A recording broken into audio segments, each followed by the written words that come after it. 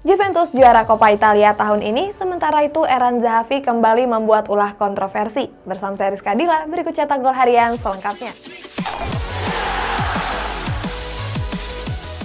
Martin Odegaard mengungkapkan keinginannya untuk tetap bertahan lebih lama di Arsenal. Martin Odegaard merasa bahagia berada di Arsenal musim ini. Akan tetapi gelandang asal Norwegia ini siap dipanggil Real Madrid untuk kembali ke Santiago Bernabeu. Odegaard sendiri adalah pemain asal Real Madrid yang menjalani masa peminjamannya di Arsenal. Sejak dipinjamkan pada bulan Januari yang lalu, Odegaard berhasil tampil apik bersama skuad The Gunners. Selain tampil apik, Odegaard juga selalu mendapat tempat di skuad utama. Hal ini jauh berbeda dengan situasi di Real Madrid, di mana Odegaard kesulitan mendapat menit bermain. Dalam perburuan striker baru, Manchester City lebih memilih mendatangkan Erling Haaland atau Kylian Mbappe dibandingkan mendatangkan Harry Kane. Sebelumnya Harry Kane dikabarkan sudah berpamitan dengan rekan-rekannya di Tottenham Hotspur. Bomber timnas Inggris ini bahkan berniat hengkang lebih cepat sebelum Piala Euro 2020 dimulai. Alasannya Kane mulai frustasi dengan Tottenham Hotspur yang gak kunjung meraih trofi juara. Skuad The Lilywhits juga gagal bersaing di level teratas dan kini terjebak di posisi 7 klasemen. Manchester City dikabarkan tertarik datangkan Kane untuk menggantikan Sergio Aguero. Tapi dengan harga mencapai 174 juta euro, The Citizen lebih memilih memboyong Erling Haaland atau Kylian Mbappe.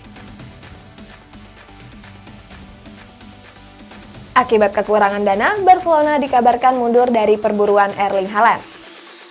Pada bulan April yang lalu, ayah dan agen Haaland bertolak ke Barcelona untuk bertemu dengan Presiden klub Joan Laporta.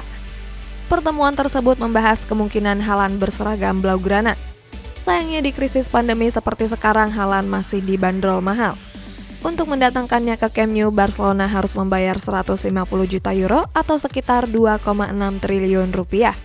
Selain nilai transfer yang fantastis, Barcelona juga nggak sanggup bayar gaji Haaland yang mahal. Sementara itu, Blaugrana sedang berusaha mempertahankan mega bintang mereka yakni Lionel Messi. Selain Raul Gonzalez, Real Madrid juga mengincar Massimiliano Allegri untuk menggantikan Zinedine Zidane.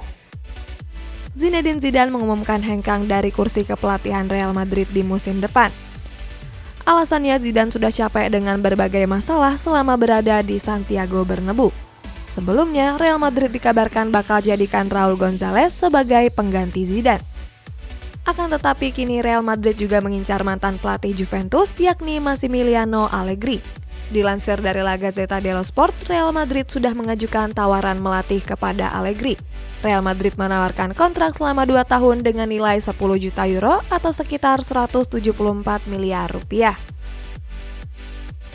Akibat masalah finansial, Juventus dikabarkan akan melepaskan Aaron Ramsey pada bursa transfer musim panas ini. Dilansir dari Sport Mall, Juventus siap melepas Aaron Ramsey di jendela transfer musim panas mendatang. Alasannya karena si nyonya tua sedang mengalami krisis finansial. Kabar ini semakin diperkuat oleh cuitan Fabrizio Romano yang mengatakan hal serupa. Krisis finansial ini sampai memaksa Juventus untuk memotong gaji para pemainnya. Ramsey sendiri berharap bisa kembali memperkuat Arsenal di musim depan. Alasannya, Ramsey yakin bakal mendapat menit bermain yang lebih banyak bersama skuad The Gunners. Juventus resmi merilis jersey kandang baru untuk digunakan pada musim depan. Pada hari Selasa kemarin, Juventus resmi meluncurkan jersey kandang terbaru mereka. Jersey ini bakal digunakan untuk mengarungi musim 2021-2022 yang bakal segera dimulai. Juventus menggunakan sejumlah pemain bintangnya sebagai model jersey baru tersebut, seperti Cristiano Ronaldo, Paulo Dybala, dan Weston McKennie. Masih dibesut oleh Adidas, jersey baru ini mengusung model belang hitam putih seperti jersey mereka di era 2010-an. Jersey baru ini sudah memulai debutnya di laga final Coppa Italia dini hari tadi. James Rodriguez yang bakal menginjak umur 30 tahun sudah berniat untuk gantung sepatu. Pada tanggal 12 Juli mendatang, James Rodriguez bakal genap berumur 30 tahun. Bintang timnas Kolombia ini mengaku bakal segera pensiun karena nggak mau bermain di umur yang terlalu tua. Sejak didatangkan dari Real Madrid, James sudah mencetak 6 gol untuk Everton. Performa James di Goodison Park bahkan lebih gacor dibanding performanya di Santiago Bernabeu. Kontrak James sendiri akan berakhir di tahun 2022 mendatang. Walaupun terdapat opsi penambahan kontrak, besar kemungkinan James bakal menyudahi karirnya bersama The Toffees. Jordi Alba menaruh harapan besar agar Lionel Messi tetap bertahan di Barcelona. Pada pertandingan La Liga pekan ke-37, Barcelona menjalani laga kandang terakhirnya menjamu Celta Vigo. Pada laga tersebut, Blaugrana harus menyerah dengan skor 1-2. Menelan hasil yang buruk, Jordi Alba berharap Lionel Messi masih bertahan di Camp Nou. Jordi Alba yakin kalau kekalahan itu bukan laga terakhir Messi berseragam Blaugrana. Sampai saat ini, Messi belum memperpanjang kontraknya yang bakal berakhir di bulan Juni mendatang. Kalau hal ini terus berlanjut, Messi bakal angkat kaki dari Camp Nou dan berstatus bebas transfer. Atletico Madrid jadi tim yang berpeluang besar untuk menjuarai trofi La Liga musim ini. Atletico Madrid punya peluang besar untuk merebut trofi La Liga musim ini. Alasannya, skuad Los Rojiblancos sudah unggul 2 poin atas Real Madrid yang menempati posisi kedua. Tim asuhan Diego Simeone ini punya 2 faktor yang menguntungkan mereka sebagai calon pemenang trofi Liga. Faktor pertama adalah performa Luis Suarez yang sedang on fire, sedangkan faktor kedua Atletico Madrid yang menjalani laga pamungkas melawan Real Valladolid. Alasannya Los Rojiblancos punya riwayat pertemuan apik dan Real Valladolid sedang terpuruk di musim ini. Paulo Dybala membeli Lamborghini Aventador untuk merayakan golnya yang ke-100. Pada Serie A pekan ke-36 yang lalu, Juventus dijadwalkan menjalani laga tandang ke markas Sassuolo. Dalam pertandingan tersebut, Bianconeri berhasil menang dengan skor 1-3. Pada laga tersebut, Dybala menyumbangkan 1 gol pada menit ke-66 pertandingan. Gol tersebut menggenapkan jumlah gol Dybala di Juventus menjadi 100 gol. 100 gol tersebut dikumpulkan Dybala sejak musim 2015-2016 setelah didatangkan dari Palermo. Untuk merayakannya, Dybala membeli mobil super sport mewah yakni Lamborghini Aventador. Setelah kemarin ada 2 pemain Leicester City, kini giliran Paul Pogba yang membentangkan bendera Palestina. Paul Pogba terlihat membawa bendera Palestina setelah laga melawan Fulham. Gak sendirian, Pogba ditemani oleh rekan setimnya yakni Amad Diallo. Selain itu, Pogba juga menuliskan pesan moral di akun sosial medianya. Gelandang asal Prancis ini meminta seluruh orang untuk menjaga dunia tetap aman dan bebas dari kekerasan. Sebelumnya, pemain Leicester City Wesley Fofana dan Hamza Kutburi sudah lebih dulu membawa bendera Palestina. Mereka membawanya setelah berhasil juarai Piala FA lawan Chelsea.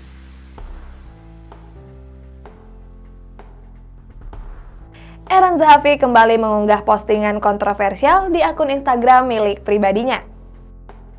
Dalam unggahan terbarunya, Aaron Zahavi terlihat mengedit foto Paul Pogba dan Amad Diallo. Dalam editan tersebut, Zahavi mengganti bendera Palestina menjadi bendera Israel. Gak butuh waktu lama, postingan tersebut langsung viral dan jadi bahan perbincangan netizen sepak bola. Pemain PSV Eindhoven ini memang merupakan pemain asli Israel. Sebelumnya, Zahavi juga melakukan hal serupa kepada Wesley Fofana dan Hamza Kutburi. Selain itu, Zahavi menulis keterangan terima kasih karena sudah mendukung Israel. Setelah menjalani laga tandang melawan Brighton, Ilkay Gundogan dikabarkan mengalami cedera. Pada Premier League pekan ke-37 kemarin, Manchester City harus mengakui keunggulan Brighton dengan skor 2-3. Selain gagal curi 3 poin, The Citizen mengalami kesialan lain. Pada menit 56 pertandingan, Ilkay Gundogan harus ditarik keluar karena mengalami cedera. Pep Guardiola berharap cedera tersebut gak serius dan Gundogan bisa cepat pulih. Alasannya karena Manchester City bakal menghadapi Chelsea di partai final Champions League tanggal 30 Mei nanti. Laga tersebut juga jadi final Champions League pertama dalam sejarah The Citizen. Juventus resmi memenangkan Coppa Italia tahun ini setelah mengalahkan Atalanta dengan skor 2-1. Bertanding di Mapei Stadium, Juventus berhasil keluar sebagai juara berkat penampilan gemilangnya. Dalam laga tersebut, Dejan Kulusevski dan Federico Chiesa menyumbangkan masing-masing 1 gol. Sementara Atalanta cuma mampu membalasnya dengan 1 gol melalui Ruslan Malinovski. Selain Kulusevski dan Chiesa, Gianluigi Buffon juga tampil prestisius di bawah mistar gawang Juventus. Buffon berhasil mengamankan gawangnya dari tembakan jarak dekat Dufan Zapata. Trofi Coppa Italia ini jadi trofi kedua Juventus di musim ini setelah juarai trofi Supercoppa pada bulan Januari yang lalu. Liverpool amankan tiket Champions League untuk musim depan setelah mengalahkan Burnley dan tembus posisi 4 besar. Pada laga tandang ke Turf Moor, Liverpool berhasil tekuk Burnley dengan skor 3-0. 3 gol tersebut dilesakan oleh Roberto Firmino, Nathaniel Phillips, dan Alex Oxlade-Chamberlain. Tambahan 3 poin ini menaikkan Liverpool ke posisi 4 klasemen sementara. Sampai saat ini The Reds mengkoleksi 66 poin, serupa dengan perolehan poin Leicester City di peringkat kelima. Liverpool sendiri mendapat posisi lebih tinggi setelah unggul jumlah selisih gol. Pertarungan keduanya dalam merebut tiket Champions League bakal ditentukan pada laga pekan ke-38 hari Minggu nanti. Timnas Jerman resmi merilis skuad mereka yang bakal tampil di Piala Euro 2020 mendatang. Pelatih Timnas Jerman Joachim Löw merilis skuad Piala Euro-nya pada konferensi pers kemarin. Dalam skuad tersebut, Löw kembali panggil 2 pemain veteran yakni Mats Hummels dan Thomas Müller. Di posisi kiper ada Manuel Neuer, Kevin Trapp, dan Bernd Leno. Sementara Marc-Andre ter Stegen memutuskan untuk absen lantaran ingin berfokus dengan pemulihan cedera lututnya. Di sektor bek terdapat sejumlah pemain top seperti Antonio Rudiger, Niklas Süle, Emre Can, sampai Robin Gosens. Sementara di depannya terdapat sejumlah nama top lainnya, mulai dari Joshua Kimmich, Ilkay Gundogan, Serge Gnabry, Kai Havertz, Leon Goretzka, Toni Kroos, Timo Werner, Leroy Sané, sampai wonderkid Bayern Munchen Jamal Musiala. Berita terakhir, Gianluigi Buffon membuktikan dirinya sebagai kiper legendaris dengan memenangkan trofi Coppa Italia di 2 generasi. Dini hari tadi, Buffon berhasil tampil heroik dan memenangkan trofi Coppa Italia bersama Juventus. Dalam laga tersebut, kiper veteran timnas Italia ini menggagalkan peluang emas dari Dufan Zapata. Buffon membuktikan predikat legendarisnya dengan memenangkan 2 trofi Coppa Italia bersama 2 generasi. Di era ini, Buffon menjuarainya bersama Federico Chiesa. Sementara di tahun 1999, Buffon memenangkannya bersama Enrico Chiesa yang merupakan ayah dari Federico Chiesa. Saat itu, Buffon dan Enrico masih memperkuat Parma.